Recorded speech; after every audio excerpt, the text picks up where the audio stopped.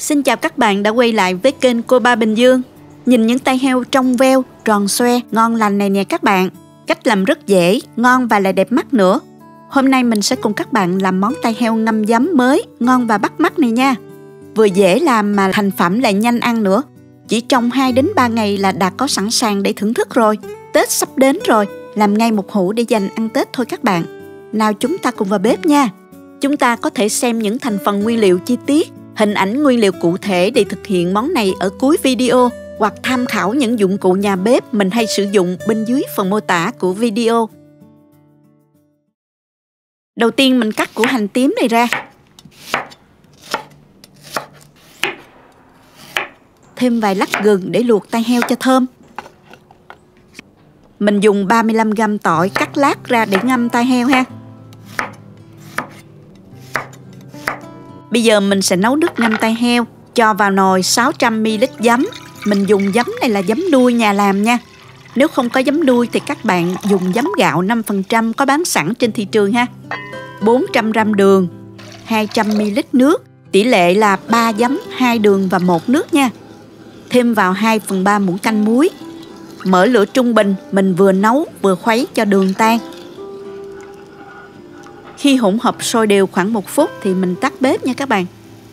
Lưu ý là nếu dùng các loại giấm khác, tùy theo độ chua của giấm mà các bạn gia tăng lượng đường cho phù hợp để cân bằng vị chua nha. Trong khi chờ hỗn hợp nước ngâm này nguội, mình sẽ sơ chế tay heo. Ở đây mình có 1 kg tay heo. Ở Mỹ thì người ta bán sẵn và cắt ra như vậy nè, không có nguyên cái tay heo như ở Việt Nam.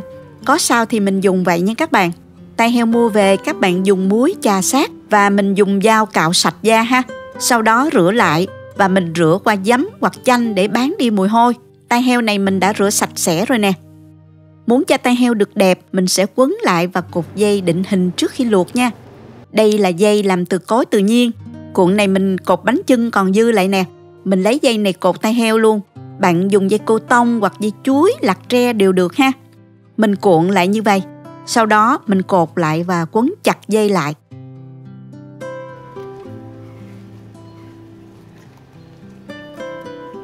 Như vậy là được rồi ha các bạn. Dễ lắm các bạn. Tay heo của mình bị cắt xén nhiều nên nó hơi khó. Nếu tay heo nguyên như ở Việt Nam thì các bạn cột còn dễ hơn nữa nha. Mình cứ cuộn lại và cột như vậy ha. Hơi mất công một chút nhưng thành phẩm nhìn đẹp lắm các bạn. Xin thông báo đến tất cả khán giả yêu thương. Hiện nay kênh TikTok chính thức của mình là Cô Ba Bình Dương Channel và Facebook chính thức là Cô Ba Bình Dương Channel bí quyết nấu ăn. Những kênh có tên nhại theo lấy danh nghĩa và video của mình cắt xén để re-up đều là giả mạo. Mong các bạn hết sức chú ý khi follow TikTok và Facebook Cô Ba Bình Dương. Xin chân thành cảm ơn.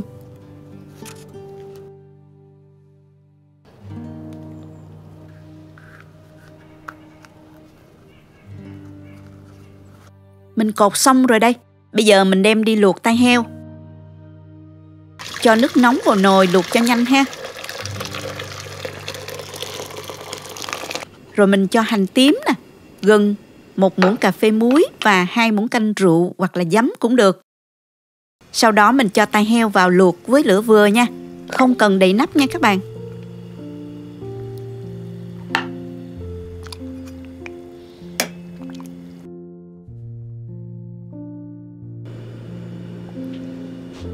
Trong quá trình luộc thì các bạn nên trở đều để tay heo được ngập trong nước, sẽ không bị đen nha.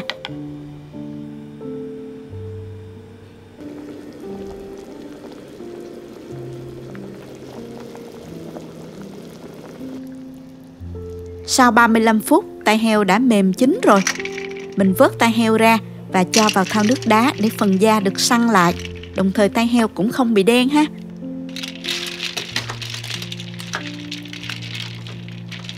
Bây giờ tay heo đã nguội, mình vớt ra, tháo cái phần chỉ cột bỏ đi. Sau đó thêm một công đoạn nữa là mình rửa tay heo qua giấm.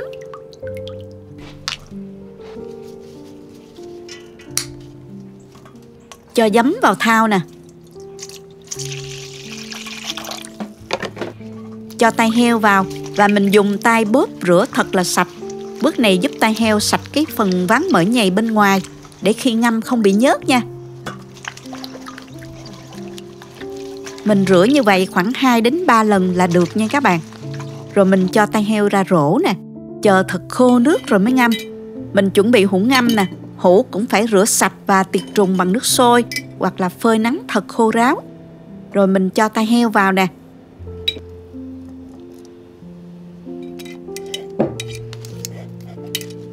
Cho tỏi cắt lát.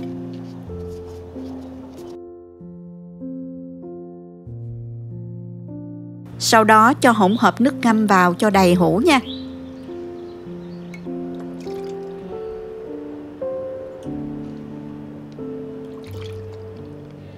Bảo đảm tai heo phải ngập trong nước ngâm nhé các bạn. Xong rồi mình đóng nắp lại và chờ 2 đến 3 ngày sau là dùng được.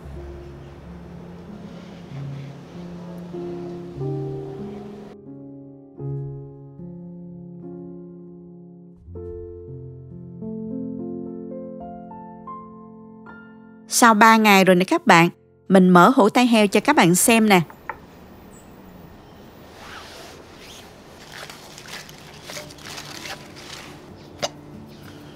Nước giấm rất trong, không bị ván mỡ ha.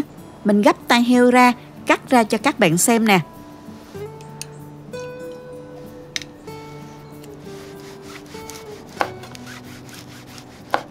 Tai heo trắng, thịt bên trong mà hồng nhẹ, hình xoắn nhìn đẹp hết các bạn. Mình cắt hết luôn. Nếu muốn bảo quản lâu hơn nữa các bạn xắt hết ra, rồi mình nấu lại nước ngâm, chờ nguội rồi mình cho tai heo đã xắt vào hũ ngâm tiếp, bảo quản được 1 tháng đó các bạn.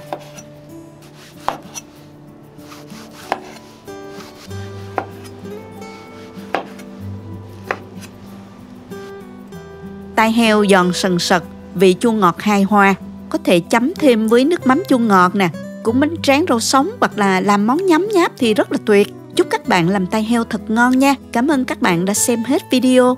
Cảm ơn các bạn đã theo dõi video. Nếu thích cách mình chia sẻ, nhớ gửi cho bạn bè cùng xem, bấm like và đăng ký kênh để xem nhiều món ăn mới của mình.